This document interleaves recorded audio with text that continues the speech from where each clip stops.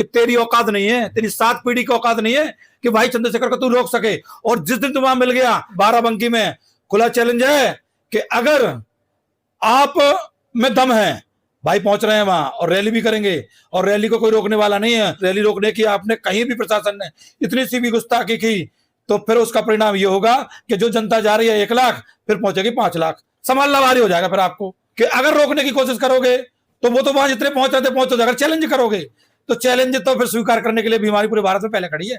और अगर तुम में दम हो तो भीम आर्मी के सामने खड़े हो जाना। धमकी दी है सीधा जो धमकी दी है ना, उस धमकी का जवाब है कि अगर तेरी माँ ने दूध पिलाया है तो आ जाना, उस मैदान के बाहर खड़े हो जाना, तेरी वो हालत कर देंगे कि 7 पुश्ती तेरी याद करेंगे। बस ये जवाब है मेरा। नमस्कार, बीएम न्यूज देख रहे हैं आप और मैं हूं आपके साथ हरिकिशन भारती। इस वक्त मेरे साथ मौजूद हैं एडवोकेट ध्रुव कुमार, जो कि legal cell Bhim army Azad Samaj party Haryana से प्रदेश अध्यक्ष है। लगातार हम इनके बीच में आते रहते हैं अलग अलग मुद्दों पे बात करने के लिए, और एक बार आज फिर पहुंचे हैं। और मुद्दा आपको पता ही होगा, मैं बाराबंकी पर बात करूंगा, जहां चंद्रशेखर आजाद की रैली होने वाली है 15 मार्च को और उनको धमकी दी जा रही है। तो वकील साहब, बाराबंकी पर मुझे आपसे बात करनी है। जिस तरीके से आपके नेता चंद्रशेखर आजाद को धमकी दी जा रही है, यहाँ तक कहा जा रहा है कि अगर बाराबंकी की धरती पर पैर भी रखा तो आएगा अपने पैरों पर, लेकिन वापस नहीं जाएगा। तमाम तरह की चीजें कही जा रही हैं और लगातार बयानबाजी हो रही है। तो ऐसे लोगों पर आप क्या कहना चाहेंगे? पहला सवाल। सबसे पहले आपको धन्यवाद और आपके दर्शकों को लिए बहुत बहुत धन्यवाद। देखिए, मैं आपको एक बात बता दूं, भारत में ऐसा कोई भी ये छछूंदर के मुंह के जो बोल रहे हैं ना, इनकी औकात ना उनके पैरों के समान नहीं है। इनको अपनी कह के फॉलोवर बढ़ाने पड़ते हैं ना।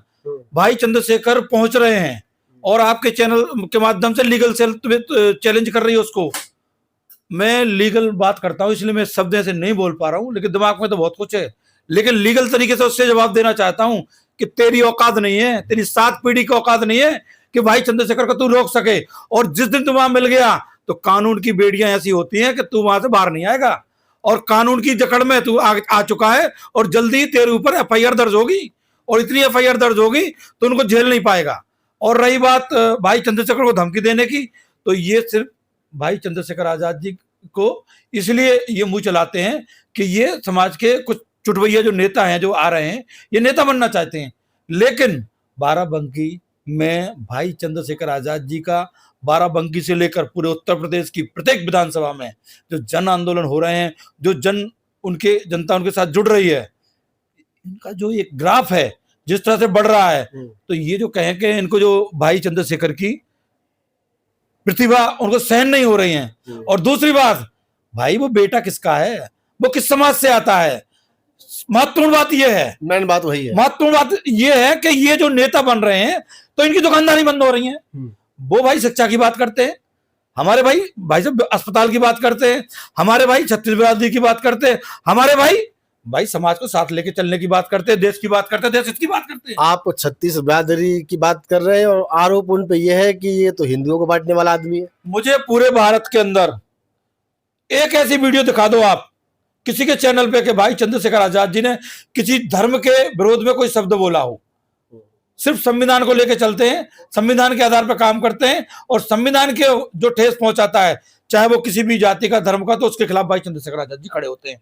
क्यों? भारत का सबसे बड़ा, विश्व का सबसे बड़ा लोकतंत्र संविधान से चल रहा है ना। तो संविधान पे जो आंच आएगी तो भाई उसकी रक्षा करने के लिए भीम आर्मी आजाद समाज पार्टी और इन दोनों को कानूनी तौर पर जो अपराधी अपराध करेंगे और भाई चंद्रशेखर को गाली बकेंगे, उनको जेल पहुंचाने का काम करेंगे। और 2 दिन बाद आपको भी एक और रिजल्ट देने वाला हूं मैं आपको इसी फरीदाबाद में, फिर मैं उस वीडियो में आपको बताऊंगा। लेकिन बाराबंकी में खुला चैलेंज है कि अगर आप में दम है, भाई पहुंच रहे हैं वहां और रैली भी करेंगे, और रैली को कोई रोकने वाला नहीं है। और अगर रैली रोकने की आपने कहीं भी प्रशासन ने इतनी सी भी गुस्ताखी की तो फिर उसका परिणाम ये होगा कि जो जनता जा रही है 1 लाख, फिर पहुंचेगी 5 लाख। संभालना भारी हो जाएगा फिर आपको। चंद्रशेखर के काफिले को रोकने की कोशिश भी की जा सकती है उनके द्वारा, या चंद्रशेखर आजाद को किसी भी तरीके से नुकसान पहुंचाने की भी कोशिश की जा सकती है। तो देखिए, उसको आप कैसे देख रहे हैं? भीम आर्मी की पूरी तैयारी है वहां।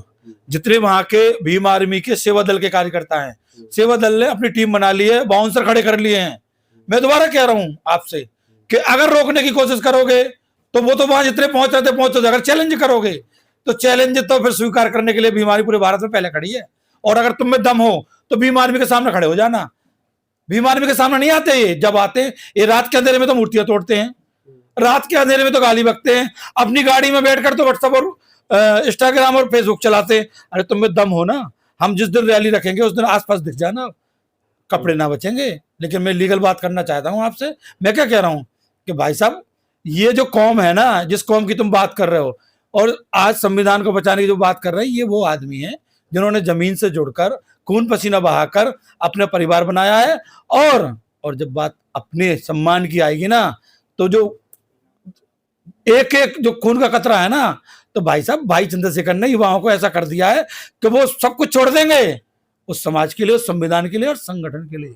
तो ये जो आग जलाई है ना भाई चंद्रशेखर ने, इस आग को ना ये सोच रहे हम पानी डाल रहे हैं, जब ये बोलते हैं तो वो पेट्रोल डलता है। तो जितनी तेजी से वो बीमारी में उभरती है तो फिर इनके फिर कान खड़े हो जाते हैं। तो इसका मतलब ये हो गया कि जितना इस रैली का विरोध हो रहा है, कहीं ना कहीं भीड़ कई गुना बढ़ेगी। अरे भाई चैलेंज तो स्वीकार करना हमें। और फरीदाबाद से लेके हरियाणा से लेके फिर तो आदि वहां पूरे भारत से पहुंचेंगे।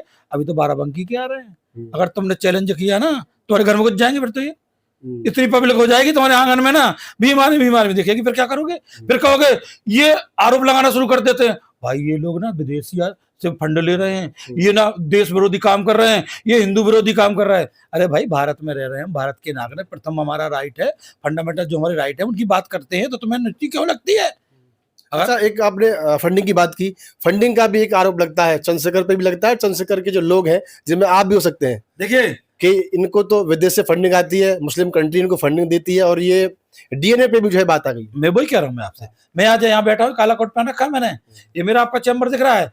भाई के लिए ना सब कुछ समर्पित कर दूंगा। मेरे जैसे लाखों नहीं करोड़ों युवा जब उनके साथ खड़े हैं, यार एक बात बताओ, हम साथ में रोटी लेते हैं, हम अचार की कली लेते हैं, हम प्याज लेते हैं और भाई की रैली में पहुंचने का काम करते हैं। हमें किसी की बस की जरूरत नहीं है, हमें ऐसी की जरूरत नहीं है कि हमें कोई पैसे दे। ये भैया भीड़ जो जाती है ना, ये भीड़ जाती है अपने जेब से पैसा करके। अभी आपने कई वीडियो ऐसी देखी होंगी कि वो माताएं बहनें 20 रुपए 50 रुपए, मैं अपने बेटे को देखने आई हूँ और पैसे अपने जेब से खर्च करने आई हूँ। तो इनको ये जो है ना, इनके बाप में दम नहीं है कि बिना पैसे की भीड़ वहां इकट्ठी कर ले। अरे हम तो पैसे थे तो हारे हैं, जिस दिन पैसा आएगा ना फिर रैली नहीं, इनको रेला बना देंगे। और ये अब आने वाला वो समय है कि भाई चंद्रशेखर आजाद जी इस देश की बात करते हैं, शिक्षा की बात करते हैं, विज्ञान की बात करते हैं। और ऐसा कोई मुद्दा नहीं है अब वर्तमान में जो भाई ने संसद में ना उठाया हो। कोई ऐसा एक सांसद बता देना, SC और ST के भी 131 या 132 बैठे हैं ना, उनमें से कोई बोलता है क्या? उनमें से कोई संविधान की बात करता है क्या? ये सारे पूरे टोटल के टोटल जितने भी ये कहें कि हम वो नौकर हैं, वहां के बदुआ मजदूर हैं भारतीय जनता पार्टी के, इन बदुआ मजदूरों को उनकी औकात दिखाने के लिए भाई चंद्रशेखर आजाद लड़ रहा है संसद में। अकेले सांसद बोले हैं, कहा आपने, बहुत लोग कहते हैं, चंद्रशेखर भी ये बात कहते हैं, लेकिन जिसने धमकी दी है वो उनको सांसद मानने को भी तैयार नहीं है। अब ये देखिए फिर कहां रह गया संविधान, कहां रह गया नियम, कहां रह गया कानून? फिर तो ये बात है, ये जो कहेंगे वो होगा। कुछ चंद नेता जो हिंदू धर्म को साथ लेकर अपनी रोटियां सेंक रहे हैं। मैं ये कहता हूं कि अगर अमित शाह का बेटा एक कंपनी का 1000 करोड़ का मालिक बन जाता है, वो हिंदू है, फिर एक हिंदू गरीब जब खेत में काम करता है, जब उसे रोटी की भूख लगती है तो वो प्याज के साथ रोटी खाता है, फिर वो भी तो हिंदू है। तो अमित शाह का बेटा हवाई जहाज में रोटी खाएगा और वो भी हिंदू। तो फिर भाई हिंदू, जब हिंदू में ही असमानता है तो इस असमानता को दूर कैसे किया जाएगा?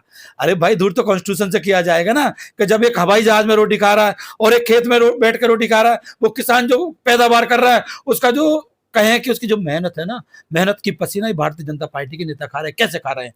कि जब वो खून पसीना कमा के अपने खेत में काम करता है और अपना खून भी निकालता है और गेहूं उत्पाद करता है, और गेहूं से फिर कई प्रकार के आटे बनाए जाते हैं, फिर वो 1-1 किलो में पैकेट किए जाते हैं, वो विदेश कंपनियों को भेजे जाते हैं। तो कमाई मेहनत किसकी? किसान की।